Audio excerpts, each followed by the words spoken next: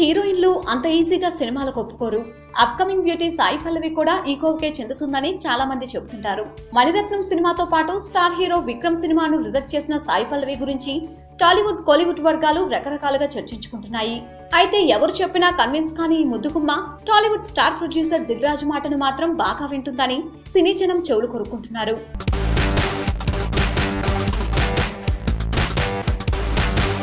ప్రస్తుతం దిల్ రాజు నిర్మిస్తున్న ఫిదా మూవీలో హీరోయిన్ గా నటిస్తోంది సాయి పల్లవి. శేఖర్ కమల డైరెక్షన్ లో తెరకెక్కుతున్న ఈ మూవీలో వరుణ్ తేజ్ హీరోగా యాక్ట్ చేస్తున్నాడు. ఈ సినిమా పూర్తయిన వెంటనే సాయి పల్లవికి మరో ఛాన్స్ ఇచ్చాడట దిల్ రాజు.